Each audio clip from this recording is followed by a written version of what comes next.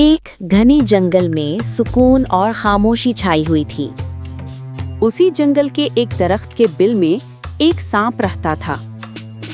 वो दिन भर सोया रहता और रात को शिकार के लिए निकलता था। अंधेरी रात में वो अपने शिकार की तलाश में घूमता रहता। वक्त गुजरता गया, सांप बड़ा और लंबा होता गया, लेकिन जब वो बिल में घुसने लगा तो अंदर ना जा सका।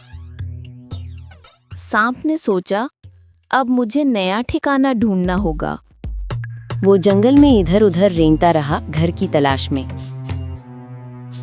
आखिरकार वो एक बड़े बरगद के दरख्त के पास पहुंचा। उस दरख्त के नीचे चींटियों की एक बड़ी पहाड़ी थी। सांप ने दरख्त को गौर से देखा और खुश हुआ। गुरूर से बोला, ये जगह अब मेरी है, सब यहाँ से निकल जाओ। ये सुनकर जानवर और परिंदे सब के सब खौफजदा हो गए। वो एक एक करके डरते हुए भागने लगे, लेकिन चींटियों ने डरने से इनकार कर दिया।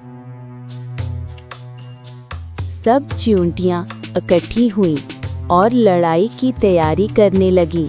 चींटियां एक दूसरे को इशारे देने लगी। वो कतारों में चलते हुए सांप की तरफ बढ़ी। सांप फनकारने लगा और जोर से गरजा।